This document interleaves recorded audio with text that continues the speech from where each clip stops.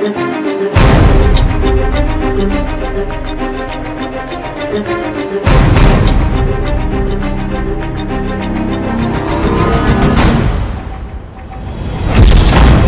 मिसाइलों से धुआं इजराइल।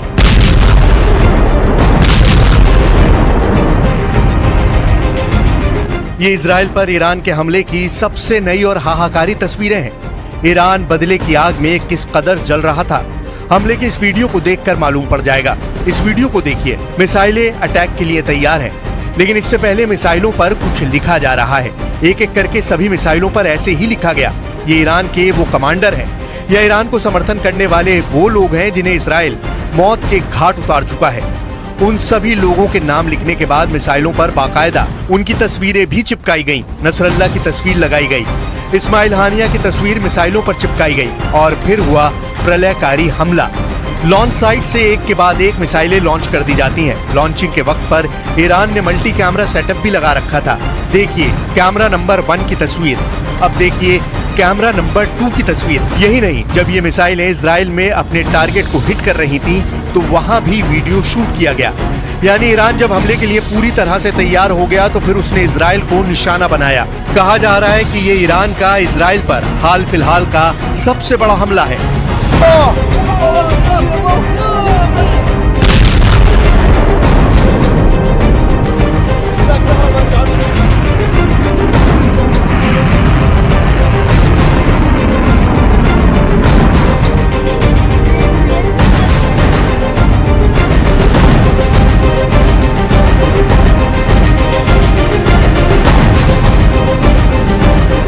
ईरान की तरफ से अब तक सिर्फ धमकी दी जा रही थी, लेकिन ईरान ने अब वो कर दिया जिससे वर्ल्ड वॉर 3 की आशंका एक बार फिर बढ़ गई है। वॉर एक्सपर्ट से लेकर तमाम देशों की टॉप लीडरशिप वर्ल्ड वॉर की आशंका से थर्रा गई है और जो रिपोर्ट्स आ रही हैं वो और भी डराने वाली हैं। वर्ल्ड मीडिया के मुताबिक अभी ईरान ने जो 200 मिसाइलों के साथ इजराइल पर हमला किया है वो तो सिर्फ ट्रेलर था। ईरान अभी अपनी मिसाइलों की एक्यूरेसी चेक कर रहा था।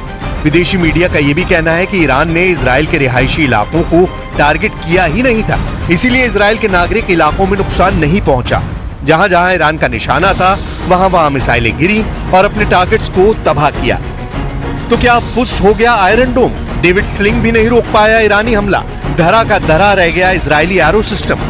क्या होकर रहेगी वर्ल्ड वॉर 3? आयरन डोम, डेविड स्लिंग और एरो सिस्टम इजराइल की वो प्रतिरक्षा प्रणाली है जिस पर इजराइल की आईडीएफ के साथ ही पीएम बेंयामिन नेतन्याहू गुमान किया करते थे। लेकिन ईरानी हमले ने इजराइल की प्रतिरक्षा प्रणाली की पोल खोल कर रख दी है। आखिर क्यों आयरन डोम, डेविड स्लिंग और एरो सिस्टम पर इजराइल इतना फख्र करता है, ये आपको आगे बताएंगे। लेकिन उससे पहले देखिए यूएन में ईरान और इजराइल के एम्बेसडर्स के बीच क्या हुआ। ईरान ने कहा कि अगर जरूरी हुआ तो ईरान किसी भी तरह का सैन्य कदम उठाने के लिए स्वतंत्र है।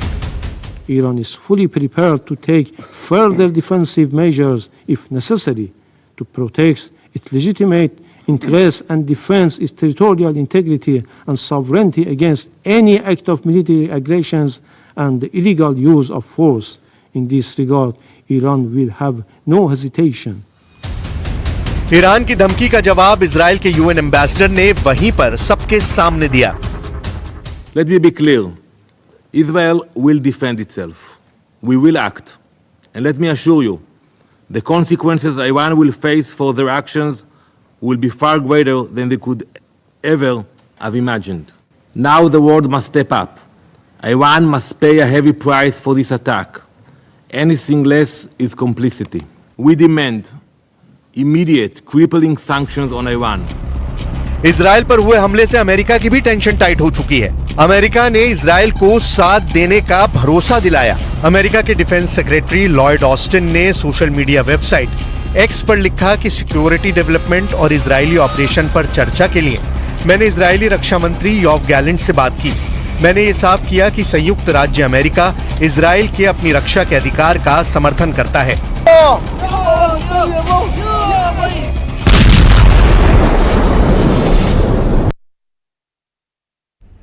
इजराइल ने साफ कर दिया है कि वो ईरान से मिसाइल हमले का हिसाब चुकता करेगा ही करेगा। यूएन में इजराइल और ईरान के प्रतिनिधियों की बहस ने भी ये बता दिया कि अभी आसमान से बारूद और बरसेगा। लेकिन दूसरी तरफ जिस तरह से इस हमले में इजराइल की डिफेंस सिस्टम फेल हो गई, वो भी कई तरह के सवाल उठाती है।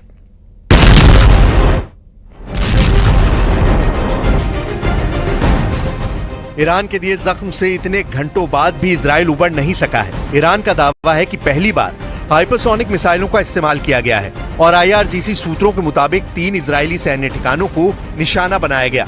कुछ मीडिया रिपोर्ट्स के मुताबिक ईरान के मिसाइल हमलों से इजरायली खुफिया एजेंसी मोसाद के मुख्यालय में 1500 मीटर दूर एक गड्ढा बन गया। ईरान को पता है कि इजराइल के साथ अमेरिका ढाल की तरह खड़ा है, लेकिन फिर भी ईरान झुकेगा नहीं वाली स्टाइल में इजराइल को लगातार धमकियां दे रहा है। ईरान के राष्ट्रपति मसूद पेजिशकियान ने एक बार फिर इजराइल को चेताते हुए कहा कि अगर इजराइल ने थोड़ी सी भी गलती की तो ईरान उसे और भी कुचलने वाला जवाब देगा। अब देखिए इजराइल के उन डिफेंस सिस्टम को जिनकी वजह से इजराइल के PM हमेशा निश्चिंत होते हैं। इजराइल के 3 डिफेंस सिस्टम उसकी सुरक्षा की रीढ़ है। पहला है आयरन डोम, जो 70 किलोमीटर दूर के हथियारों को हवा में उड़ाने में सक्षम है।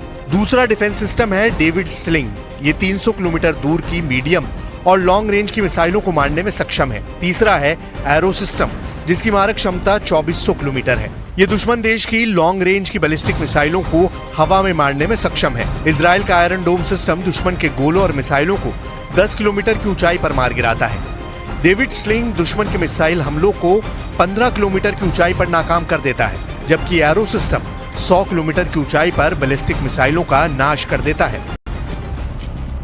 डेविड स्लिंग और एरो सिस्टम का इस्तेमाल तो इजराइल शायद कभी कभार ही करता है, लेकिन इजराइल का जो सबसे घातक डिफेंस सिस्टम है वो है आयरन डोम, क्योंकि इजराइल के ज्यादातर दुश्मन उसके आसपास ही बसे हैं। अब देखिए कि इजराइल का आयरन डोम कैसे काम करता है। आयरन डोम को भी लॉन्चर से दागा जाता है। ये कम दूरी से दागे गए रॉकेट या मिसाइलों को रोक सकता है।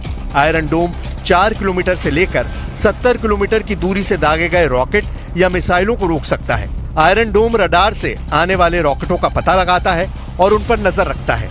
ये पता करता है कि कौन से रॉकेट के आबादी वाले इलाकों में गिरने की संभावना है। इसके बाद ये उन रॉकेटों पर मिसाइलें दागता है, जबकि बाकी रॉकेटों को खुले मैदान में गिरने के लिए छोड़ दिया जाता है। आयरन डोम को अमेरिका की मदद के साथ Israeli firm Rafael Advanced Defense Systems और इजराइल एरोस्पेस इंडस्ट्रीज ने डिजाइन किया है। इसे पहली बार 2011 में तैनात किया गया था। तब से लेकर आज तक ये इजराइल की सुरक्षा में दीवार बना हुआ है। ईरान करीब 200 मिसाइलें दागकर इस वक्त खुशी के मारे फूले नहीं समा रहा, लेकिन इजराइल का दावा है कि उसकी सुरक्षा दीवार ने करीब 90% हमलों को रोक दिया है और नुकसान ना के बराबर हुआ है।